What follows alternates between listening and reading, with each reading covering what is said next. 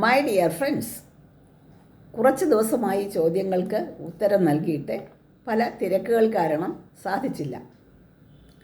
ഇന്നത്തെ ചോദ്യം, common sense അല്ലെങ്കിൽ സാമാന്യ ബുദ്ധി എന്നാൽ എന്താണ്? അത് നിങ്ങൾക്കുണ്ടോ? ഇത് മനുഷ്യന് ലഭിച്ച ഒരു വരദാനമാണ്. പക്ഷേ പ്രശ്നം എന്താണെന്ന് വെച്ചാൽ എല്ലാവരും ഇതെടുത്തു വച്ച് ഉപയോഗിക്കാറില്ല. ഏതിനും നിമിഷങ്ങൾക്കുള്ളിൽ പ്രതികരിക്കുക എന്നതല്ല കോമൺ സെൻസ്. നിരീക്ഷണ പാടവം, വൈകാരികമായ ബാലൻസ്, പ്രായോഗികമായ പരിചയസമ്പന്നത, കുറച്ചൊക്കെ ഒരു ഫ്ലെക്സിബിളാകുക, മാനുഷികത, കാര്യങ്ങൾ പെട്ടെന്ന് ഗ്രഹിക്കുക, അതാണ് മനസ്സിലാക്കണം, മുതലായ സ്വഭാവ വിശേഷങ്ങളും, ദീർഘദൃഷ്ടി, നേതൃത്വ പാടവം, അതുപോലെ തന്നെ വസ്തുതകളെ നേരിൽ കണ്ട് മനസ്സിലാക്കുക, കൊള്ളേണ്ടതിനെ കൊള്ളുകയും സ്വീകരിക്കേണ്ടതിനെ സ്വീകരിച്ചു ഉള്ള പെരുമാറ്റ സവിശേഷതകളും, കാര്യങ്ങൾ നടത്തിയെടുക്കാനുള്ള കഴിവും സാമാന്യ ബുദ്ധിയുള്ള ഒരാളുടെ വൈശിഷ്ട്യങ്ങളിൽ പെടും. അങ്ങനെയുള്ളവർ അർത്ഥവത്തായ തീരുമാനങ്ങൾ എടുക്കും. അതിൽ കൂടെ പ്രശ്നങ്ങളെ കുറച്ച് കാര്യങ്ങൾ കുറച്ച് സമയം കൊണ്ട് നേടിയെടുക്കും. ഈ കഴിവ് വളർത്തിയെടുത്തില്ലെങ്കിൽ എന്താ സംഭവിക്കുക? പാവകളിക്കാരൻ്റെ കയ്യിലുള്ള ഒരു പാവ പോലെയോ അതല്ലെന്നുണ്ടെങ്കിൽ കഥയറിയാതെ ആട്ടം കാണുന്ന ഒരു പ്രേക്ഷകനെ പോലെയൊക്കെയോ നമ്മൾ മാറും. വേണ്ടതെന്താണ്? ഉൾക്കാഴ്ച, ഇൻസൈറ്റ് എന്ന് പറയും. പറയാതെ തന്നെ കാര്യങ്ങളെ മനസ്സിലാക്കിയെടുക്കുക, അതനുസരിച്ച് വേണ്ട വിധത്തിൽ പ്രതികരിക്കുക. ഇങ്ങനെയുള്ള വ്യക്തിത്വം എന്ന് പറയുന്നത് നമുക്ക് വളർത്തിയെടുക്കേണ്ട ഒരു കാര്യമാണ്. അത്തരക്കാർ പെരുമാറുന്നത് കണ്ടു മനസ്സിലാക്കണം, കണ്ടു പഠിക്കണം. ഉദാഹരണത്തിന് ഇപ്പോൾ നമ്മൾ വണ്ടി ഓടിക്കുകയാണ്. വണ്ടി ഓടിച്ചു പോകുമ്പോൾ എതിരെ ഒരു വണ്ടി വരുന്നു. അത് റോങ് സൈഡിൽ കൂടെയാണ് വരുന്നത്. അയാൾ നിയമം തെറ്റിച്ചാണ് വരുന്നതെന്നൊക്കെ ചിന്തിക്കുന്നതിന് പകരം നമ്മൾ വണ്ടി വെട്ടിച്ച് നമ്മുടെ ജീവനെ രക്ഷിക്കുക എന്നതാണ് അത്യാവശ്യം.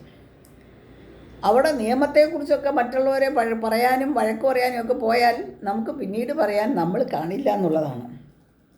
ഇതാണ് കോമൺ സെൻസ് എന്ന് പറയുന്നത്. മറ്റുള്ളവരെ എന്ന് വിചാരിച്ച് പറയേണ്ടെന്നോ പ്രതികരിക്കേണ്ടെന്നോ ഒന്നുമല്ല ഞാൻ പറഞ്ഞത്. അവരെ നമുക്കൊപ്പം കൂട്ടി ചേർത്ത് പിടിക്കാനുള്ള ഒരു കഴിവ് നമുക്ക് ഉണ്ടാക്കിയെടുത്തേ പറ്റുള്ളൂ. അതുപോലെ തന്നെ പ്രതിപക്ഷ ബഹുമാനത്തോടു കൂടി സംസാരിക്കാൻ പഠിക്കണം. അങ്ങനെ പ്രശ്നങ്ങളിൽ ഇടപെടണം. പ്രതിപക്ഷ ബഹുമാനം എന്നുള്ളത് സംസാരിക്കുമ്പം നമ്മുടെ എതിരെ നിൽക്കുന്ന ആരോടാണോ അവരെയാണ്. അവരെ അച്ചടക്കത്തോടു കൂടി വസ്തുതകളെ സമീപിക്കുവാനുള്ള കഴിവ്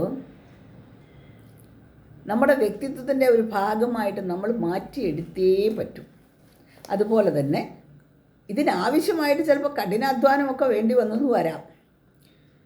പരാജയബോധവും നമുക്കുണ്ടാക്കണം, ലക്ഷ്യബോധവും നമ്മൾ വളർത്തിയെടുക്കണം. നമ്മുടെ കഴിവിലുള്ള വിശ്വാസം, അതിൻ്റെ കയറ്റിറക്കങ്ങൾ ചിലപ്പോൾ നമുക്ക് നിരാശാബോധമൊക്കെ ഉണ്ടാക്കിയെന്ന് വരാം.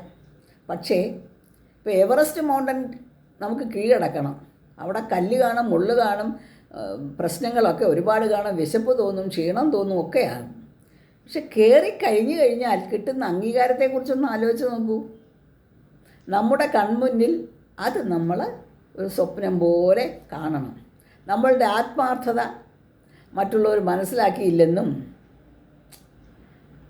ഒക്കെ നമ്മൾ കുറ്റം പറഞ്ഞിട്ട് അവിടെ കാണുന്ന പ്രശ്നങ്ങളൊന്നും നേരെ പോകാൻ പറ്റുന്നില്ല. സാമൂഹ്യ ബോധമുള്ള ഒരു വ്യക്തിയായി മാറണമെങ്കിൽ നിതാന്ത പരിശ്രമം വേണം. ബീർബലിൻ്റെ ഒരു കഥയുണ്ട്. ബീർബലും ചക്രവർത്തിയും കൂടെ പോയ സമയം ഒരു സ്വപ്നം കണ്ടു എന്നൊക്കെയാണ് ചക്രവർത്തി പറഞ്ഞത്. ചക്രവർത്തി പറഞ്ഞു, ഞാനൊരു സ്വപ്നം കണ്ടു. ഞാനും ബീർബലും കൂടെ പോയപ്പോൾ വഴിയിലൊരു 2 കുഴി കണ്ടു.